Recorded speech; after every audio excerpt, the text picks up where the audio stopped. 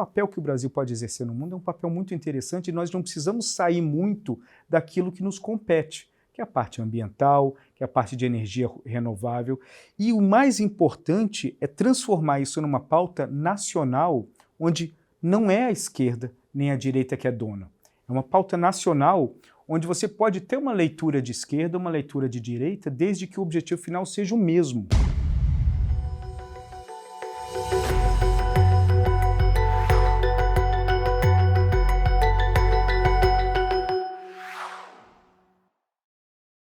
Olá, o Canal Brasil, uma realização FEComércio São Paulo, está aqui em Washington, na Organização dos Estados Americanos, e nós recebemos para a entrevista de hoje Tiago de Aragão. Ele é membro sênior da CSIS e diretor de estratégia da Arco Advice. Tiago, muito obrigado por estar aqui conosco. É um prazer, muito obrigado pelo convite. Tiago, alguns dias atrás, Donald Trump foi eleito por um segundo mandato. Portanto, nós já temos pelo menos alguma indicação devido ao seu comportamento no primeiro mandato e devido à maneira com a qual a campanha foi reduzida, a um anúncio de talvez uma tendência de isolamento dos Estados Unidos nas suas interações internacionais, talvez com características específicas, talvez uma espécie de desengajamento de algumas interações que os Estados Unidos têm. Essas responsabilidades que os Estados Unidos trouxeram para si próprios desde a Segunda Guerra Mundial. A percepção de que o isolamento dos Estados Unidos no período entre guerras trouxe instabilidade internacional e afetou os próprios interesses dos Estados Unidos. Esse novo isolamento, talvez, ou desengajamento em algumas áreas de um próximo governo Trump, pode provocar alguma espécie de vácuo de poder em algumas interações internacionais e quais poderiam ser as consequências disso? Certamente, né? Desde o fim durante a Guerra Fria, existiam no mundo dois eixos gravitacionais, dos Estados Unidos e da União Soviética. E com o fim da Guerra Fria, esse eixo gravitacional solo virou os Estados Unidos durante um bom tempo, até o surgimento da China. E a China, aos poucos, né, isso é muito relativo, de uma forma rápida, mas conseguiu chegar num grau onde esse eixo gravitacional chinês ele também passa a ter uma influência muito grande. O que se espera a partir de agora é que os Estados Unidos e a China eles passam a se posicionar num cenário similar ao que aconteceu durante a Guerra Fria. Agora, a chegada e a narrativa do Trump pode mudar isso, porque se os Estados Unidos diminui o seu peso no mundo e diminui, consequentemente, a força desse eixo gravitacional, a tendência é que a China ganhe espaço para aumentar. Então, o isolamento, ou seja lá como nós queremos chamar, dos Estados Unidos, ou seja, o foco doméstico nos Estados Unidos, ele atende uma expectativa de campanha do eleitor americano, ele atende às características da polarização, mas ele também atende perfeitamente aos objetivos de expansão, seja comercial ou de outra forma da China no resto do mundo. Então isso acaba sendo um impacto muito importante porque acaba sendo uma decisão voluntária dos Estados Unidos, onde um embate que nós esperávamos que iria acontecer de uma forma até agressiva dentro da esfera comercial, podia ser também dentro da esfera tecnológica, geopolítica, etc., isso começa a ser dado para a China poder fazer isso. Então, a tendência com o governo Trump é que esse espaço que os Estados Unidos deixaria no mundo por conta de uma narrativa que convenceu grande parte dos eleitores americanos, vai cair como uma luva e vai ser extremamente positivo para a China para poder ampliar a sua presença de influência no planeta. Faz uma pergunta de mais longo prazo, né? O Trump não é um republicano tradicional, né? Vemos do governo Obama e o primeiro mandato Trump em que houve uma série de mudanças da forma com a qual os Estados Unidos lidava com determinadas questões, aliados tradicionais que mereceram muito pouca atenção, o afastamento da Europa. Depois veio o governo Biden, que se manteve algumas coisas, tarifas de importação um pouquinho mais altas, manteve a paralisia no OMC, por exemplo, mas voltou uma política externa tradicional dos Estados Unidos. E agora Trump novamente. A minha pergunta, como eu mencionei, de mais longo prazo. Será que os Estados Unidos não poderiam estar sendo percebidos como um país de comportamento errático? Algum tipo de não confiabilidade, ou pelo menos falta de previsibilidade para o futuro mesmo dos Estados Unidos? Se você pega esse vai e vem diplomático, comercial, relações militares, ideológico mesmo, dos últimos 3 mandatos agora, quem diz que daqui a 2, 5, 10 anos os Estados Unidos não estariam novamente diferentes? Isso pode ter consequências para as relações internacionais. Um país que, durante muito tempo, desde a Segunda Guerra Mundial, foi um dos principais estabilizadores das relações internacionais, agora sendo considerado menos previsível, errático?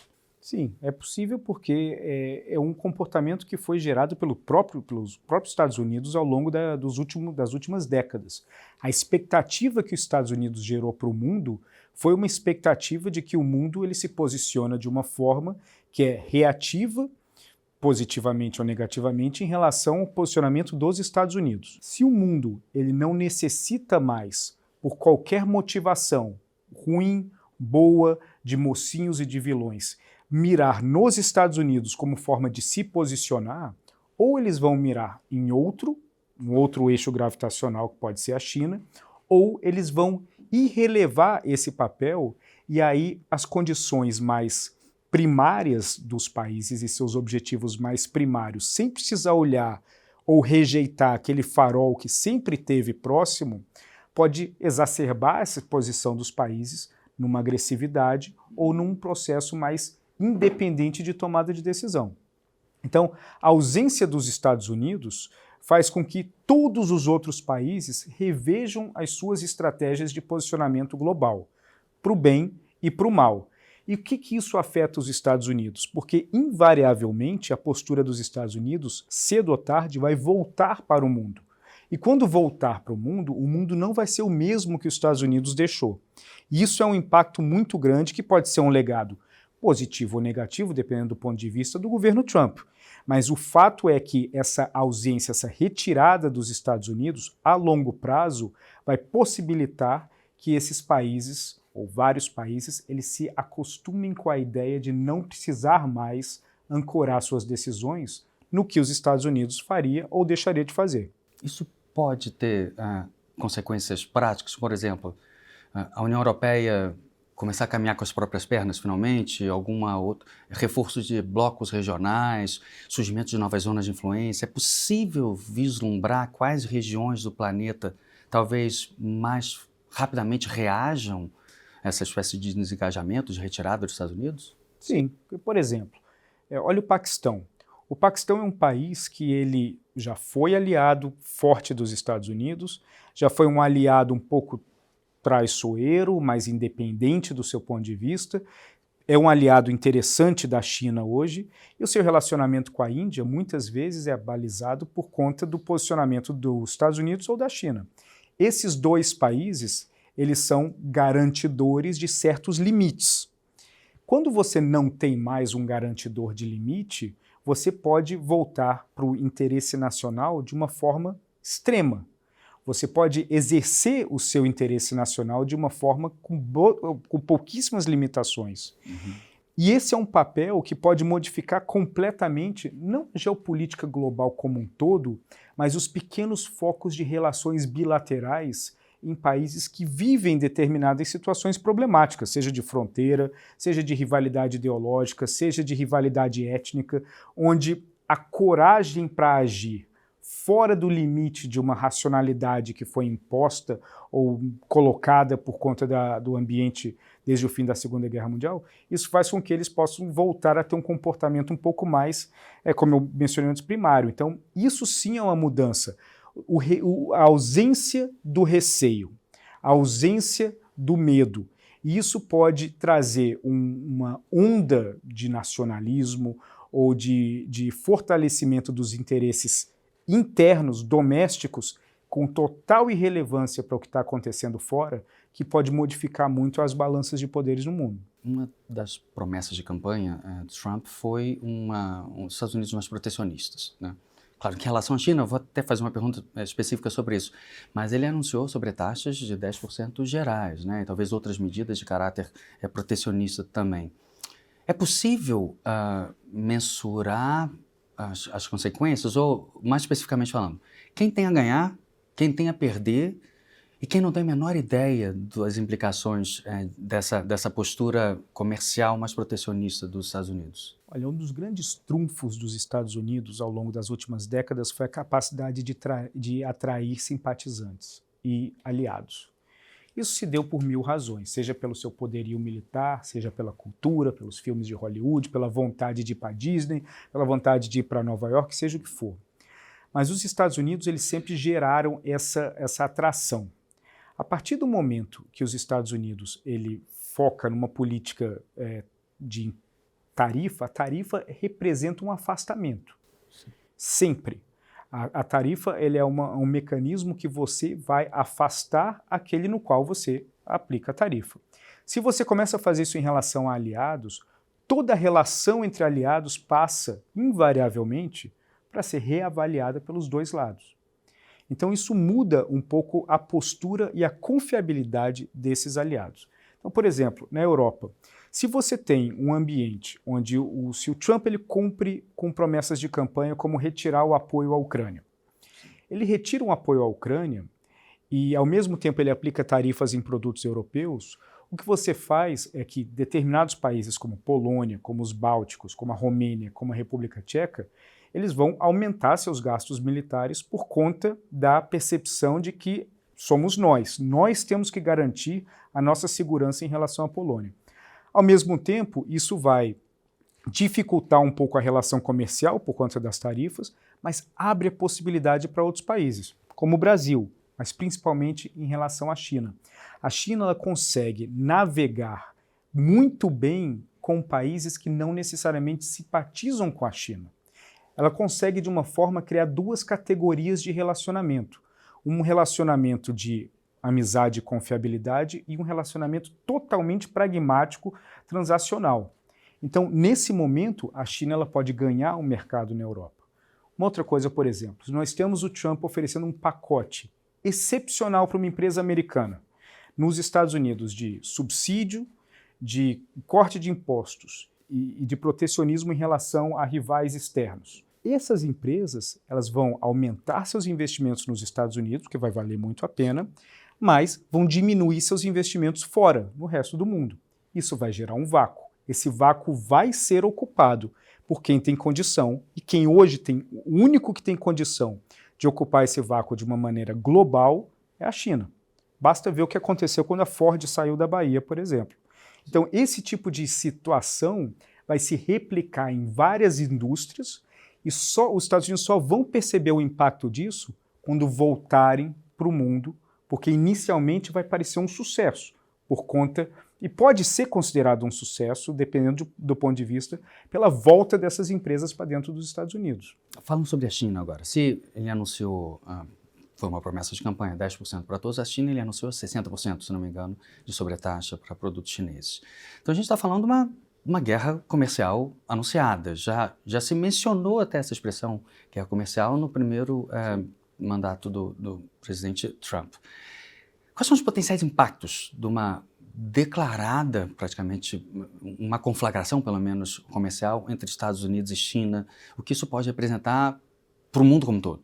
Olha, qualquer governo totalitário no mundo, né, seja um totalitário benquisto, como Singapura, seja um outro que não é, ele tem a responsabilidade ou o foco daquele grupo dominante de manter uma coesão social. Existem 3 etapas, de certa forma, que esse país ele pode utilizar para manter essa coesão social. Então, você tem a prosperidade econômica, que é o ideal, você tem o nacionalismo, que é muito temporário, e você tem a repressão, que te isola do mundo. Venezuela foi pela repressão, por exemplo. A Argentina, quando invade as Malvinas em 82, ela tinha perdido a capacidade de prosperidade econômica e apelou tudo para o nacionalismo. A China, desde o Deng Xiaoping, ela segue na prosperidade econômica. O importante para ele é manter a máquina industrial rodando. O ideal é que você tenha absorção interna, mas se você não tiver absorção interna, você tem mecanismos para escoar essa produção externamente. O melhor desses mecanismos é a rota da seda. Quando isso não funciona, é o dumping.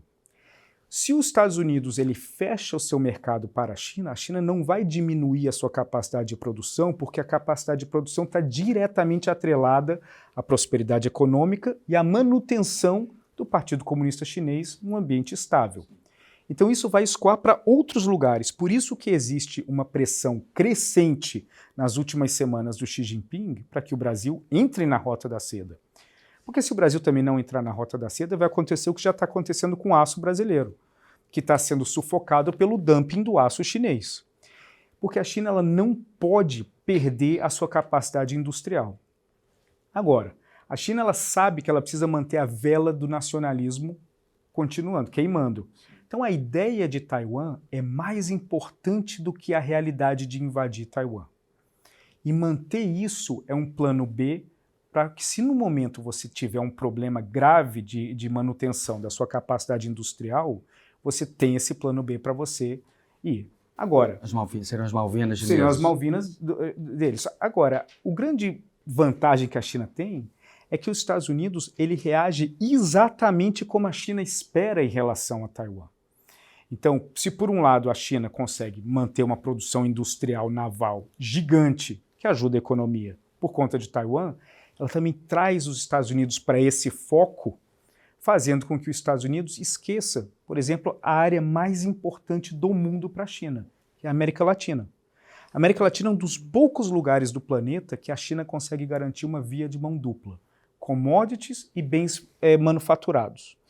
E você tem uma dose de responsabilidade e maturidade jurídica para os contratos serem respeitados, e já existe um grau de dependência tão grande dos países latino-americanos em relação à China que o dumping não é questionado. Então, com essa postura de tarifas dos Estados Unidos, o que vai acontecer é que a China vai manter, mas quem vai sofrer ou receber mais desses produtos são os outros países que não têm capacidade de produção, como os países latino-americanos, como o Brasil, por exemplo. Um outro tema que eu sei sobre o qual você tem se debruçado, Thiago, são as mudanças climáticas e a ideia de sustentabilidade, né?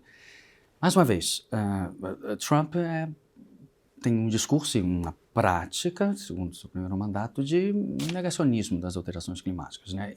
Sendo que agora, um tempo depois do seu último mandato, o que parecia ser uma ameaça iminente, possivelmente o pesadelo climático já chegou entre nós devido à intensidade dos novos fenômenos de alteração climática, as novas emergências climáticas que têm surgido. Como é que fica a questão da tentativa de se limitar aos efeitos da mudança climática? E eu me refiro não apenas à postura do governo dos Estados Unidos, mas as empresas estadunidenses, as grandes empresas estadunidenses que já estavam adotando o que parecia ser um consenso internacional nesse momento. O que isso pode... portanto, a gente não fala só de países, a gente fala também de grandes corporações internacionais. Pode haver uma mudança comportamental dos países, uma vez que os Estados Unidos não estão mais limitando-se na sua forma de produção devido à necessidade de sustentabilidade, mas o próprio comportamento das empresas estadunidenses no exterior ou dentro dos Estados Unidos. Como é que você acha que fica essa questão no próximo governo Trump? Olha, é uma questão muito complexa, obviamente. Você tem, por exemplo, a figura do Elon Musk, que é o dono da maior, ou pelo menos a mais emblemática fábrica de veículos movidos a bateria, então, que depende muito da China. Então o papel dele vai ser muito curioso de ver como que ele vai se posicionar em relação a esses dois temas. Mas o Trump ele vai dar a oportunidade para o mundo, e aí tem que ver quem que teria essa capacidade de tomar uma liderança nessa argumentação. Agora, existe uma possibilidade de que o tema da sustentabilidade da mudança climática também entre numa pauta mais de direita a partir do ponto de vista da segurança alimentar. Já ficou muito claro, e nós pudemos ver vários produtores no Brasil, principalmente no Rio Grande do Sul recentemente, que a segurança alimentar ela é diretamente afetada pela mudança climática, ou seja, não é mais um tema que pertence a uma categoria ideológica, como muitas vezes foi colocado. Nem uma abstração mais. E nem uma abstração. E você pode escolher o tipo de impacto, seja a sua reação contra a mudança climática pode ser altruísta, pode ser simbólica, pode ser técnica e científica e pode ser econômica financeira. Você escolhe. Você tem tudo isso na mesa. Se ela for econômica financeira, ela impacta diretamente na segurança alimentar daquilo que é a principal linha de produção do Brasil. E também aquilo que é muito importante para a produção americana. A temporada de furacões nos Estados Unidos está cada vez mais forte. E ela está afetando a capacidade de produção de indústrias e a capacidade de produção das colheitas também. É impossível que isso não seja tomado em consideração em algum momento. Mas, se não for tomado em consideração, o que vai acontecer é que o mundo vai seguir adiante, se movendo adiante nessa pauta, e o que vai acontecer é que o Trump vai reagir a isso. Quando o Trump foi eleito no primeiro mandato dele, as empresas dos setores que mais cresceram na Bolsa foi justamente as de energia limpa e renovável. Por quê? Porque eles acreditavam que o foco que o Trump dava em empresas de energia fóssil iria agilizar a percepção em relação às outras. Então, o Trump, por ser uma figura controversa e que gera amor e ódio, o foco que ele vai dar na energia fóssil vai levar com que muitos que se opõem a ele talvez coloquem um foco ainda maior em energia renovável. Para se diferenciar. Para se diferenciar e para se caracterizar diferente dele.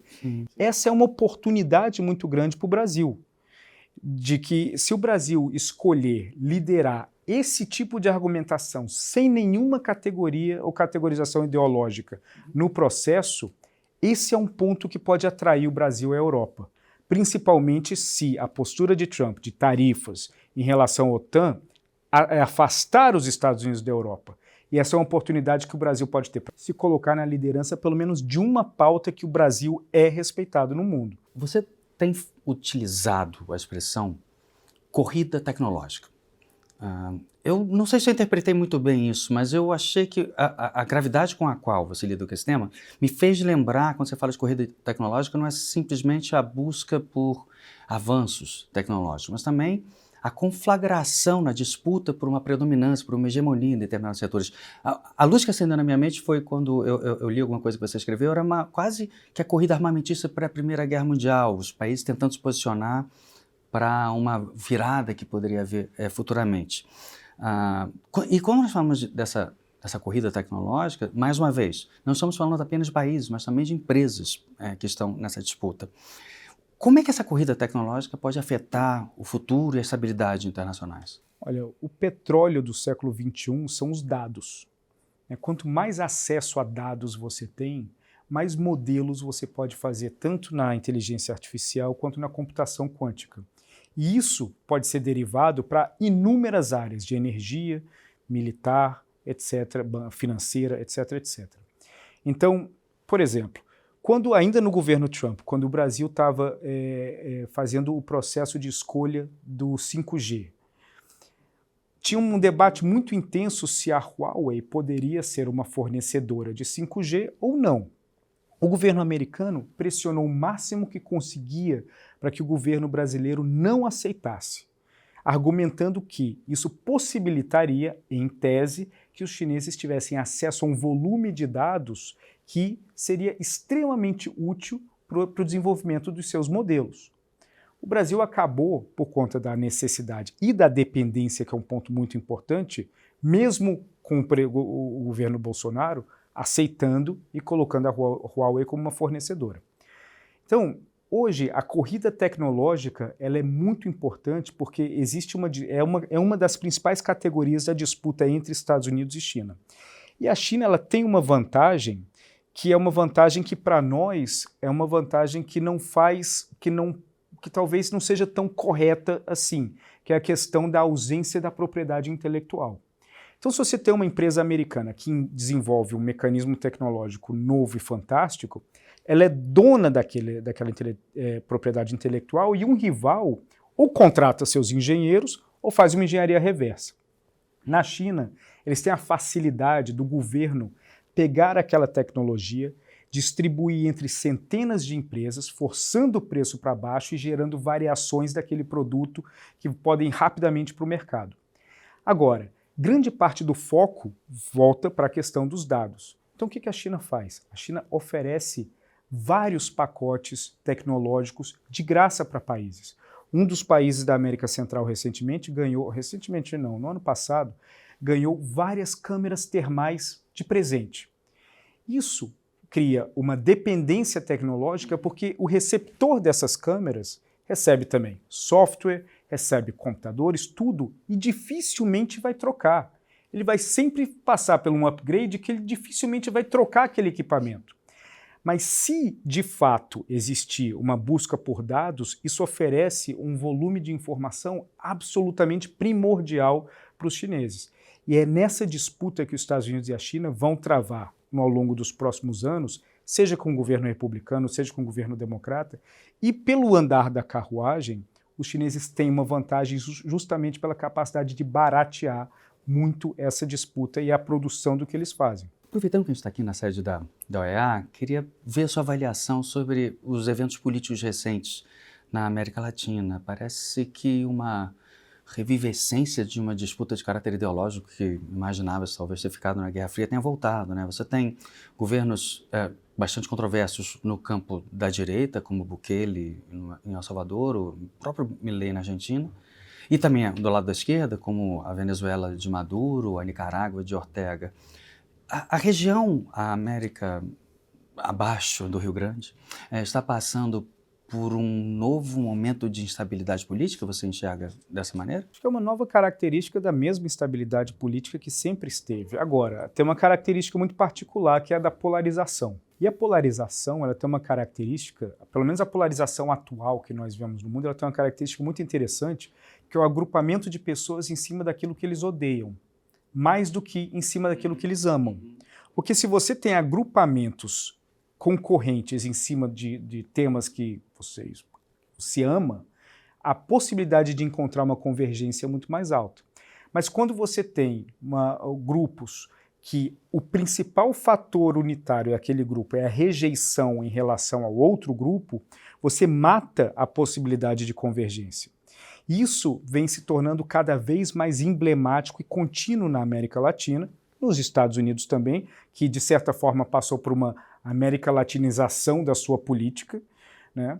E isso faz com que a forma como um líder, seja de esquerda ou de direita, de se fortalecer perante o seu eleitor, é sendo o máximo do que ele pode ser.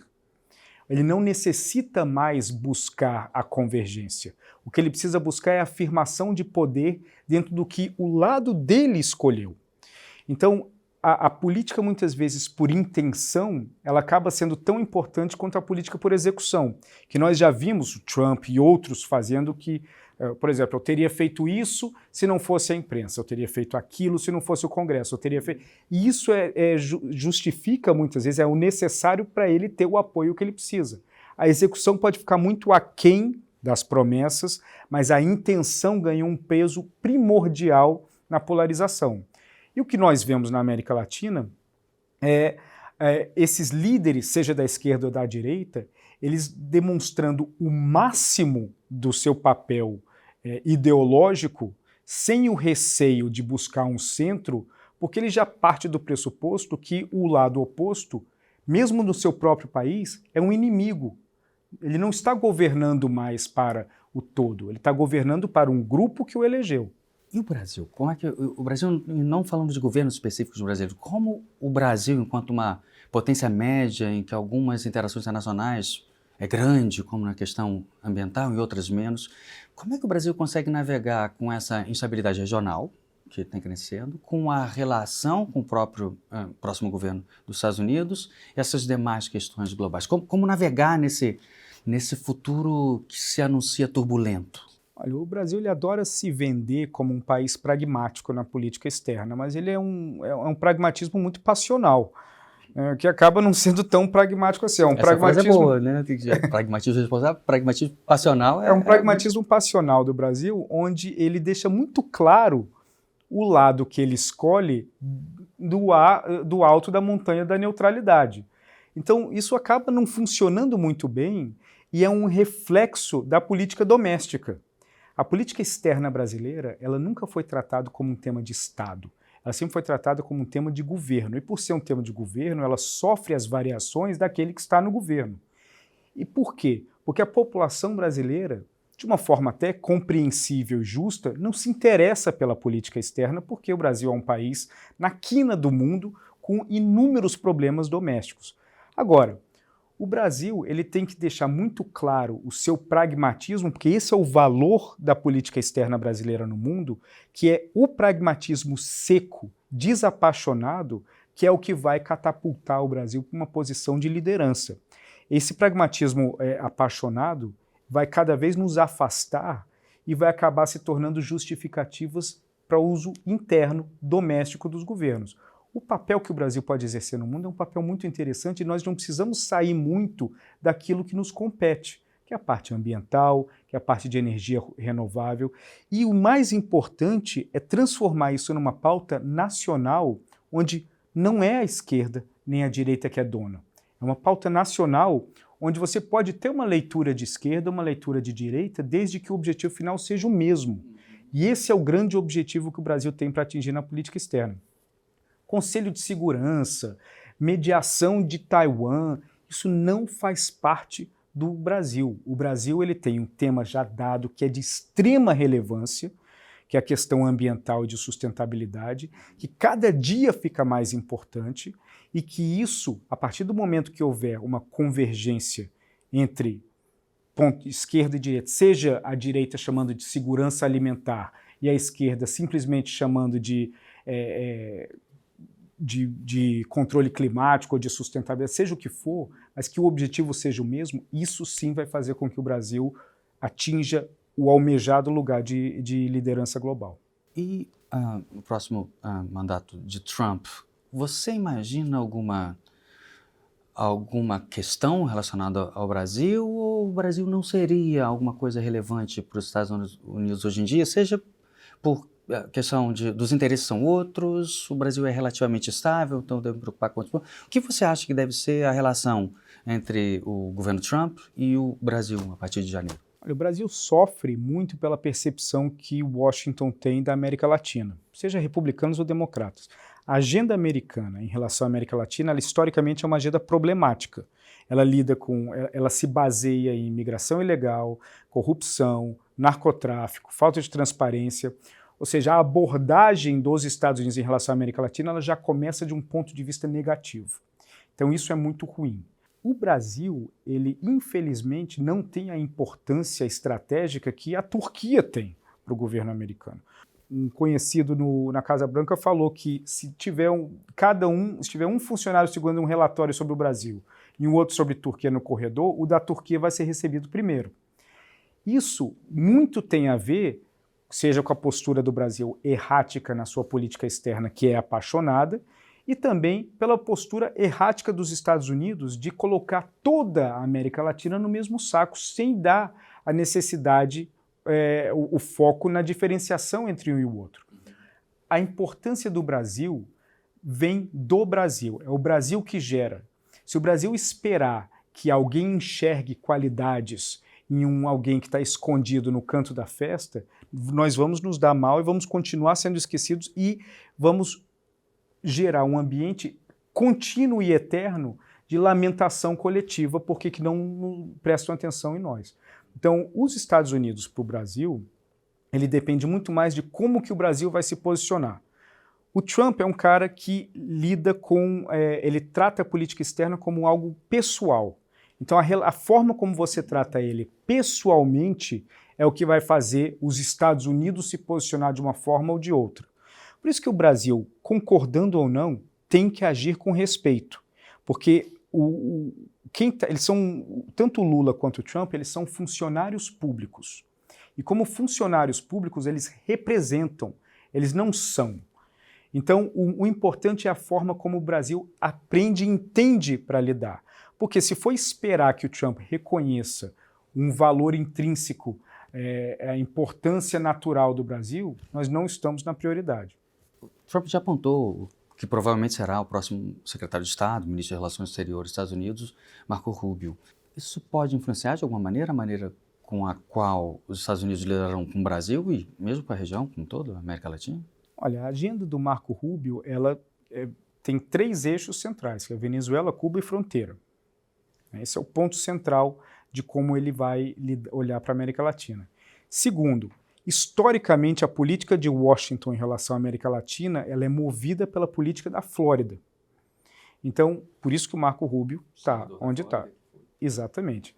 Então, o importante ali é o Brasil entender essa dinâmica e, se quiser fazer parte, seja para influenciar ou eventualmente apoiar se achar que é o caso, mas para você fazer isso, você tem que compreender. E compreender as razões dos Estados Unidos e do Marco Rubio é passar por esses 3 temas. Ajuda o fato do Lula ter tomado uma distância do Maduro. Então isso coloca o Brasil numa posição onde o Brasil pode ser um mediador muito importante nessa questão. Aí a bola volta para o Rubio. Será que ele vai ser alguém que vai ter a paciência de usar o interlocutor para ir ganhando espaço aos poucos? Ou o interesse é fazer a pressão para gerar notícia, gerar reações domésticas e isso basta? Mas o Brasil tem uma oportunidade na mão, porque o Brasil não vai precisar mudar do que já acredita. O governo brasileiro deixou claro que discorda do que o Maduro faz. Então agora é a hora de ir para o segundo passo, que é buscar um país que não seria seu aliado nesse trajeto e deixar claro que você é um player pragmático nessa busca. Aí sim pode ser muito interessante a relação do Brasil com os Estados Unidos via o Marco Rubio. Tchau, Aragão. Muito obrigado por sua entrevista. Muito prazer foi meu. Muito obrigado.